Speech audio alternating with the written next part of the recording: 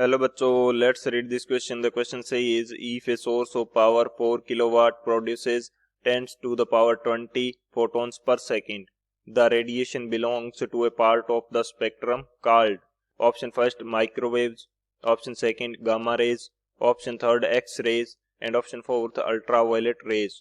तो इस क्वेश्चन के अंदर हमें बोला गया है कि एक सोर्स है जिसकी पावर हमारे पास क्या है 4 किलोवाट, ये पर second 10 to the power 20 photons produce कर रहा है। तो इसकी जो रेडिएशन होगी वो किस स्पेक्ट्रम से बिलोंग करेगी। तो बात करते हैं की कंसेप्ट की। यदि बात करें तो की कंसेप्ट इस क्वेश्चन के लिए हमारे पास क्या रहेगा। की कंसेप्ट फर्स्ट जो हमारे पास रहेगा, यहाँ से हम देखते हैं कि जो पावर होती है P, इसका फॉर्मूला क्या रहता है। पावर हमारे पास होती है एनर्जी बाय टाइम, यानी कि पर सेकंड जितनी एनर्जी प्रोड्यूस की जाती है वो क्या होती है, पावर होती है। सेकंड यदि मैं बात करूं एनर्जी की, तो एनर्जी जो है इसको हम किस प्रकार से फाइंड आउट कर सकते हैं।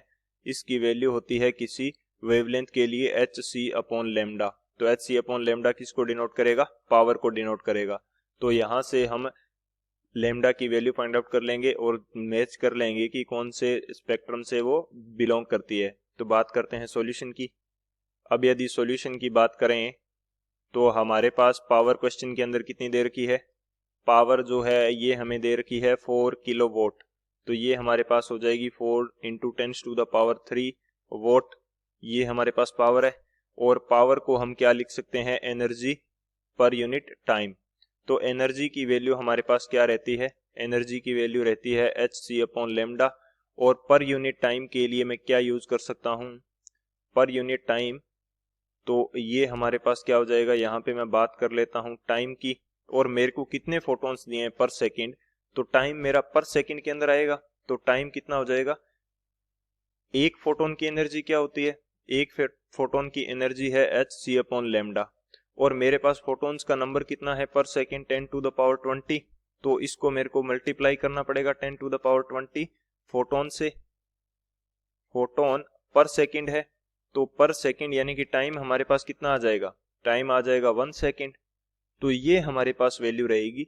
अब इसको जब सॉल्व करेंगे तो हमारे पास जो लैम्डा की वैल्यू है वो आ जाएगी। तो लैम्डा यहाँ से कितनी आएगी, लैम्डा यहाँ से आ जाएगी h × c × 10 to the power 20 by 4 × 10 to the power 3, ये हमारे पास वैल्यू आएगी। और h जो होता है ये हमारे पास क्या रहता है, प्लांक्स कांस्टेंट। और इसकी वैल्यू हमारे पास कितनी रहती है 6.64 × 10 to the power -34 joule second. तो ये वैल्यू मैं यहाँ पे पुट कर दूंगा।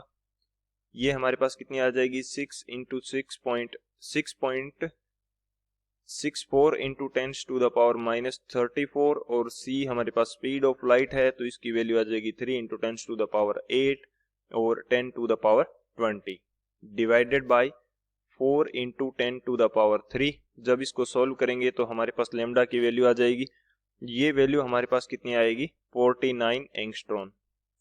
ये हमारे पास किसकी वैल्यू आ जाएगी, लैम्डा की वैल्यू आ जाएगी।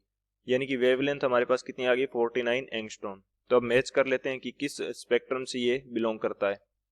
तो अब हमें ये पता होना चाहिए कि ये जो वेवलेंथ हमें जो स्पेक्ट्रम दे रखा है उनकी वेवलेंथ की रेंज क्या रहती है। तो यहाँ पे यदि मैं बात करूं गामा रे की, गामा रेज की जो रेंज है वेवलेंथ की वो हमारे पास कितनी होती है, ये हमारे पास होती है 0.001 एंगस्ट्रॉन से 1 एंगस्ट्रॉन से लेकर 0.1 एंगस्ट्रॉन तक। इसी तरह से हमारे पास जो अल्ट्रावायलेट रेज है इनकी रेंज कितनी रहती है, अल्ट्रावायलेट की जो वेवलेंथ रेंज है ये हमारे पास रहती है 100 angstrom to 3800 angstrom.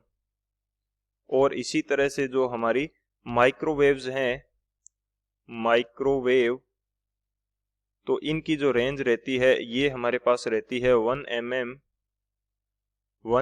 To 0.1 metre, 1 mm to 0.1 metre. और जो हमारी एक्स रेज हैं इनकी रेंज हमारे पास होती है 0.1 angstrom to 100 angstrom to 100 angstrom. तो ये हमारे पास रेंज रहती है। हमारा आंसर क्या है? 49 एंगस्ट्रॉन। तो ये किस रेंज से मैच कर रहा है?